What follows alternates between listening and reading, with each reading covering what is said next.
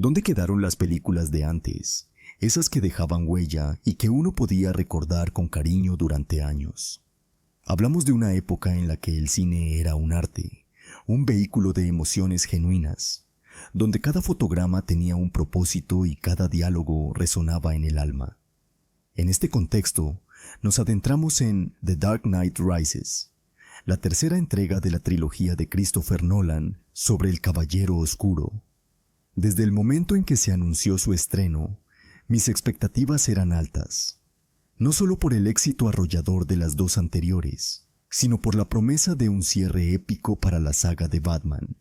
Desde el primer tráiler, la atmósfera se sentía densa, como un manto de neón y sombras que se cernía sobre Gotham.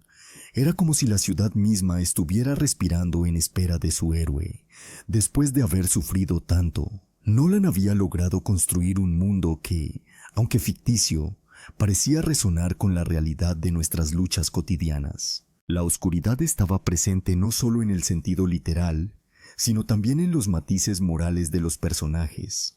Un sello distintivo del director que nos invita a reflexionar sobre la naturaleza humana en momentos de crisis. En cuanto a los personajes principales, nos encontramos nuevamente con Christian Bale, en el rol icónico de Bruce Wayne / Batman.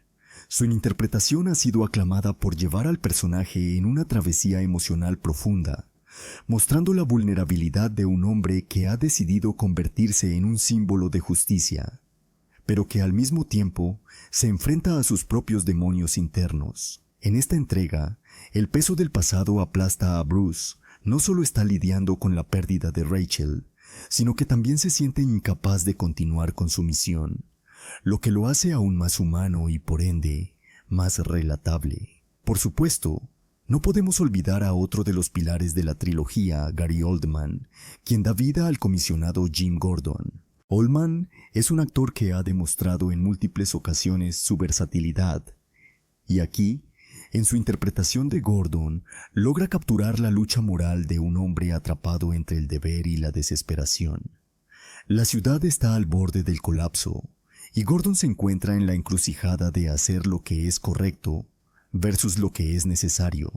Esa lucha interna se siente palpable en cada escena que comparte con Bale. La presencia de Anne Hathaway como Selina Kyle es otro punto destacado que nos ofrece una perspectiva fresca sobre el universo de Batman. Hathaway aporta una sensualidad y complejidad al personaje de Catwoman, presentándola no solo como un interés amoroso o un antagonista, sino como una figura que busca su propia redención. La interacción entre Bruce y Selina es rica en matices y se siente como un juego de ajedrez emocional, donde cada movimiento está cargado de tensión y deseo. Tom Hardy, en el papel de Bane, es otra de las grandes sorpresas de esta película. La forma en que Hardy encarna a Bane es aterradora y fascinante a la vez. Su interpretación es sólida, con un acento que se siente casi como una característica de su personaje. Bane no es solo un enemigo físico para Batman, sino que representa una amenaza ideológica que desafía las convicciones de Gotham. La forma en que su personaje se desarrolla a lo largo de la película es un recordatorio de que, en el mundo de Nolan, los villanos son tan complejos y tridimensionales como los héroes, lo que añade una capa de profundidad a la narrativa. La atmósfera de The Dark Knight Rises es un personaje en sí misma. Irradia desesperanza y caos, mientras que al mismo tiempo nos ofrece destellos de esperanza y redención. A lo largo de la película, la música de Hans Zimmer se convierte en una extensión de la misma, dando vida a los momentos más intensos y subrayando la lucha interna de los personajes. Las secuencias de acción son impactantes, pero no se sienten vacías. Están cargadas de propósito y emoción, lugares donde cada golpe y cada caída cuentan una historia. Sin embargo, en medio de toda esta grandiosidad, me encuentro reflexionando sobre lo que ha cambiado en el cine actual. Las películas de antes, aquellas que nos dejaban resonando sus mensajes en la cabeza mucho después de que los créditos terminaban, parecían tener una conexión más visceral con la audiencia. En The Dark Knight Rises, hay momentos de brillantez, Pero también me pregunto si se podría haber explorado más a fondo las interacciones entre los personajes, o si quizás la historia se siente un poco alargada en ciertos pasajes. A medida que nos adentramos en el desarrollo de la trama, uno no puede evitar sentirse nostálgico por los tiempos en que las historias se cuentan de una manera diferente, donde el desarrollo de los personajes solía ser más sutil, más pausado. Momentos que en un principio pueden parecer insignificantes en su totalidad, pueden transformarse en piezas clave del rompecabezas emocional que son el corazón de las grandes películas. La búsqueda de redención y el sacrificio son temas recurrentes en el cine clásico, y aunque The Dark Knight Rises los aborda, a veces se siente un tanto apresurada, como si la película estuviera corriendo hacia su conclusión, sin permitir que la audiencia respire con los personajes. El desenlace de la historia es un reflejo del viaje de Bruce Wayne y la ciudad que él juró proteger. En ese sentido, la atmósfera que rodea a la película es un constante recordatorio de que el heroísmo no solo radica en las grandes victorias, sino en levantarse después de caer. Pero, ¿acaso no se podría haber hecho un homenaje más profundo a las películas que nos precedieron? Aquellas que se tomaban su tiempo para explorar la naturaleza humana y la complejidad de las emociones. Al final del día, The Dark Knight Rises es un espectáculo visual impresionante, pero me pregunto si realmente logra capturar la grandeza y la esencia de lo que solían ser las películas en su mejor momento, esas que dejaban una huella indeleble en el corazón del espectador. The Dark Knight Rises. Una obra que parece ser un festín visual y de acción, pero que al final se queda corta en lo que a profundidad de personajes se refiere. La historia comienza 8 años después de los eventos de The Dark Knight, donde Gotham City ha vivido en paz gracias al sacrificio de Bruce Wayne, quien ha decidido colgar el traje de murciélago tras ser vilipendiado y convertido en un paria por la muerte de Harvey Dent. La imagen del héroe caído es una tristeza que se asoma en sus ojos, mientras lo vemos envejecido y físicamente deteriorado. ¿Dónde están aquellos héroes que se levantaban con dignidad, como el inolvidable Clark Gable? La primera parte del filme se siente como un viaje nostálgico a través de un Gotham que ha olvidado lo que es tener un verdadero héroe. La llegada de Bane, un antagonista formidable, marca un claro punto de inflexión. Con su voz grave y su apariencia imponente, este villano representa una amenaza real, no solo física, sino ideológica. Bases, peces, en su esencia, una fuerza del caos. Sus discursos son reveladores, agita a las masas y les muestra las grietas del sistema que han estado ignorando. Hay una escena en particular donde Bane rompe el espíritu de Gotham, cuando toma control de la ciudad y libera a los prisioneros de la penitenciaría de Blackgate. Ese momento es sobrecogedor y es una representación de cómo el miedo puede desatar el caos. Mientras tanto, Bruce Wayne, que vive en la sombra de su propio legado y en su mansión, es un reflejo de la decadencia de los héroes. La decisión de regresar a la lucha no es solo física, es un viaje hacia la redención. Aquellos héroes de antaño no tenían este afán de redención tan rebuscado.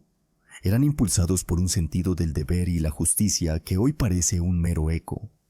Y volviendo a Bruce, su decisión de volver a asumir el manto del murciélago se presenta en una secuencia que recuerda a las viejas películas de superhéroes, donde el protagonista se enfrenta a sus demonios internos. La escena de su regreso, cuando finalmente se pone el traje de nuevo, tiene ese toque de nostalgia que abre las puertas a la esperanza, aunque haya algo vacuo en su motivación. Otro punto de quiebre es la relación entre Bruce y Selina Kyle, que se siente más como un guiño a la superficialidad del amor moderno que a algo profundo, como nos ofrecían las grandes historias de amor del cine clásico. Ella es una femme fatale, sí, pero también una mujer que busca su propio camino, lo cual es un buen giro, aunque a veces parece forzado en un mundo que ya tiene demasiado caos. El juego entre ellos es de luces y sombras, pero a veces queda en el aire, como un suspiro que no se materializa.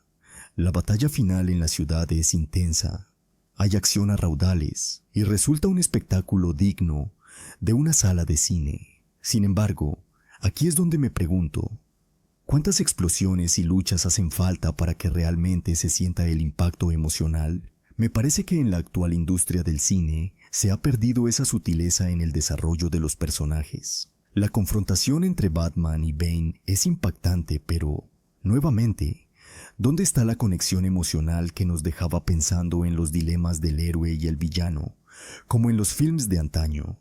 Las decisiones de los personajes, especialmente de Bruce, son impulsadas por una mezcla de culpa y deseo de redención, pero se siente a menudo como un cliché que no logra profundizar en la esencia de lo que significa ser un héroe. Hay un sacrificio final que se ofrece, un eco del sacrificio de Harvey Dent, y la resolución parece apuntar a una especie de paz.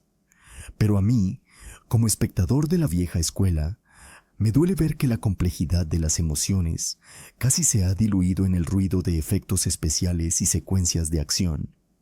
En conclusión, The Dark Knight Rises es una película que tiene sus grandes momentos, pero siento que, como tantas películas de hoy, se queda en la superficie. Tal vez sea porque hemos dejado de lado esa esencia de las viejas películas, donde el diálogo pesado y las miradas significativas llenaban los vacíos entre la acción.